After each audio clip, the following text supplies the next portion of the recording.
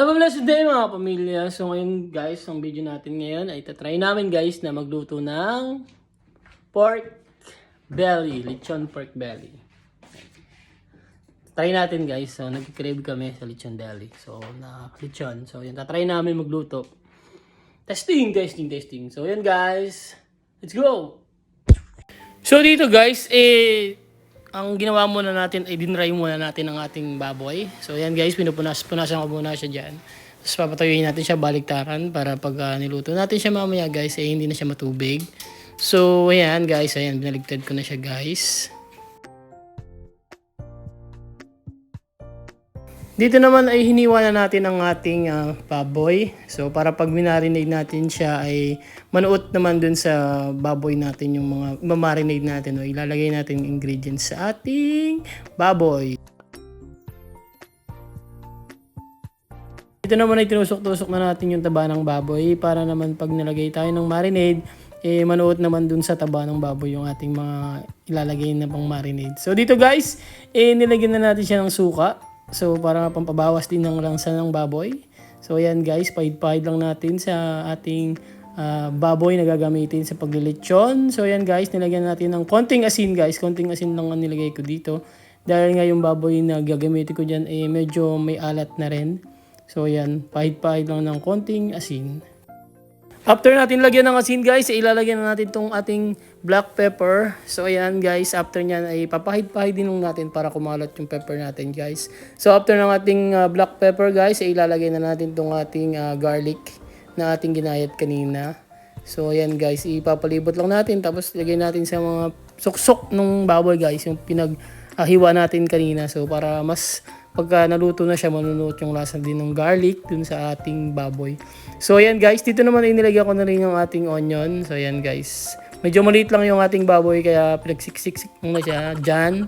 So ayan, medyo nabubulol pa ako. So ayan, dito naman guys, inilagyan natin ng ating spring onion. So dito guys, tinatry ko na itali yung ating belly na baboy. So maliit lang kasi yung belly dyan. So ganyan yung space niya. Tapos yung ating panali pa ay sinulid lang guys, na manipis na sinulid na ginagamit lang sa pananahi ng damit. So yan, wala kasi kami ditong guys, wala kami ditong ibang panali. So yan lang ang meron kami. So yan, biglaan lang din naman yan guys. After ng preparation guys, ayan, mag-preheat na tayo dyan. 185 degrees Celsius sa 15 minutes ng ating pagpapainit at pagpapapreheat ng ating oven. So ito yung itsura guys ng ating ililechon. So ito yung pan niya, lalagyan natin yung pagpapatungan.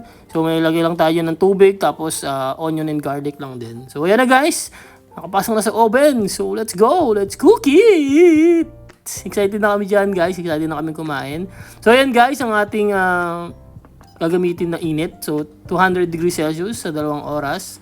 So yan, try lang naman to guys. Ito yung first try namin na maglilitsyon ng belly. So yan, tingnan natin ang magiging result. So ito naman guys, so masarap din ng may sabaw dito. So ang ginawa namin ay nagawa kami ng sinigang na sabaw guys. Yan, may gulay, may pangsigang talaga guys, pero wala namang baboy. 2,000 years later.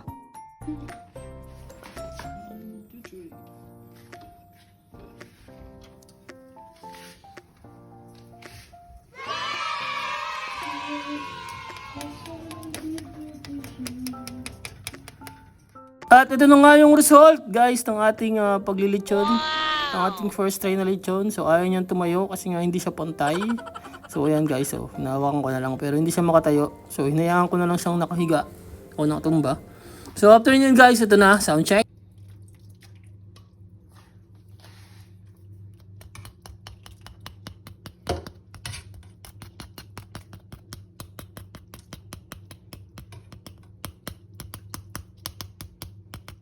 So dito guys, hinihiwa-hiwa na natin siya guys. So kita-kita nyo naman guys, usok-usok pa.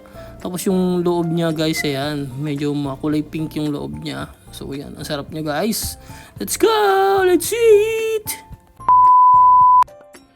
So ayan guys, ito ng ating lechon belly. So ayan, nagayat na natin. So meron tayo dito, tapsawan. So yung suka. Tapos ayan, sinigang na sabaw lang. Sa gulay. Tapos meron tayong mga tumas at kanin. So yun guys, tara kain tayo. Let's go.